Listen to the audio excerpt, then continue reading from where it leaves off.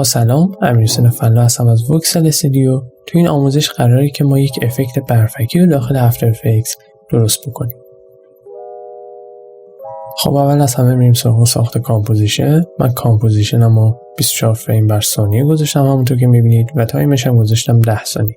دیگه تنظیمات خاصی لازم نیست. اوکی میکنیم و میریم سراغ ادامه کار. خب ابتدا میخوام یه شکل درست کنم. ابزار شیپ 6 ضلعی انتخاب میکنم. میخوام یه مثلث درست کنم. یه 6 ضلعی یه 5 ضلعی میکشم. بعد رنگش هم اوکی میکنم.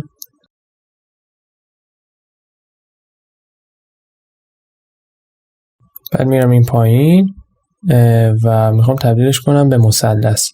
تو قسمت پوینت اونو تبدیل میکنم به 3.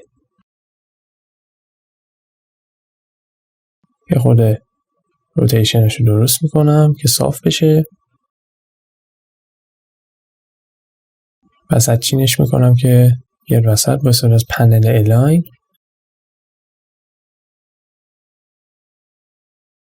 اسکیلش هم درست میکنم. خب میرم تو قسمت افکتم پریست و افکت نویز HLS رو انتخاب میکنم. میندازم داخل روی لایم و اینجا خب ما یک سری تنظیمات داریم. اول از همه من نویز رو میذارم روی گرین. بعد ما فقط کافیه با اون لایتنس و گین سایز کار کنیم. لایتنس رو که میبریم بالا اون نویزامون معلوم میشه. یه خورده با اینا بازی کنید، زیاد و کمش کنید تا اون نویز مد نظرتون ایجاد بشه. برای اینکه دستون بازتر باشه توی این ایجاد نویز، یه افکت دیگه به نام brightness and contrast رو پیدا میکنیم و میندازیم دوباره روی لایمون. با استفاده از brightness و contrast میتونیم دسترسی بیشتری به نویزا داشته باشیم و با استفاده از contrast میتونیم یه خورده نویزامون رو تیزتر کنیم. من اینا رو بالا پایین میکنم که به نویز مناسب برسم.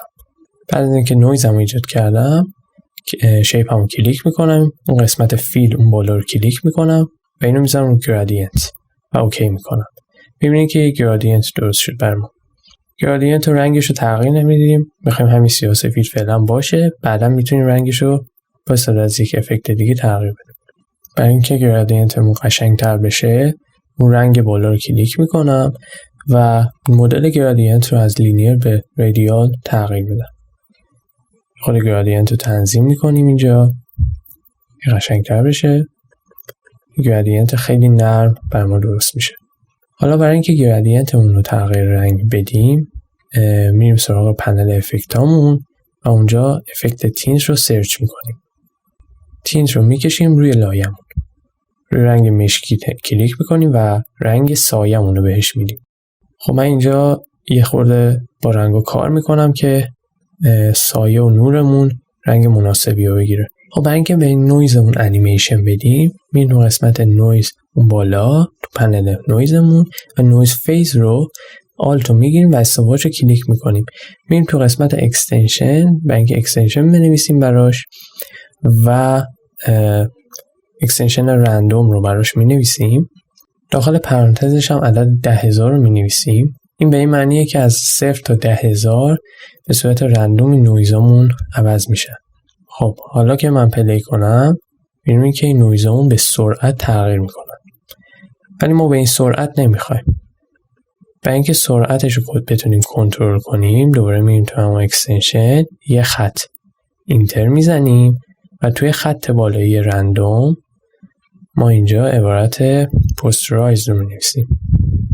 اکستنشن پوسترایز تایم میاد برامون و عدد 6 رو داخل پرانتزش می‌نویسیم.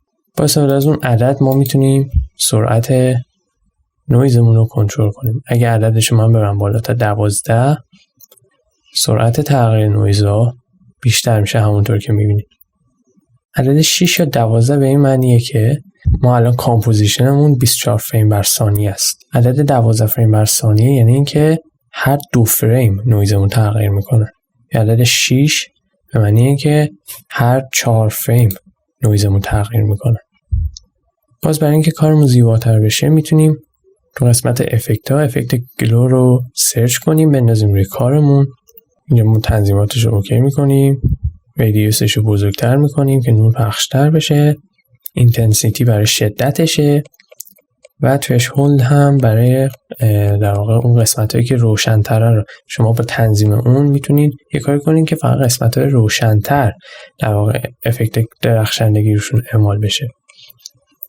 در آخر هم میتونیم داخل پنل لایه هامون کلیک راست کنیم، نیو رو بزنیم و سالید رو انتخاب کنیم که یک پس زمینه برای کارمون بذاریم. رنگ سالید هم من یه چیزی تو مایه زرشکی میذارم و به این صورت ما تونستیم افکت پرفکت رو داخل شکل اون پیاده کنیم که تو خیلی از موشن گرافی ها استفاده میشه. این هم از این آموزش. امیدوارم خوشتون اومده باشه. شاد و سلامت باشین. خدا نگهدارتون.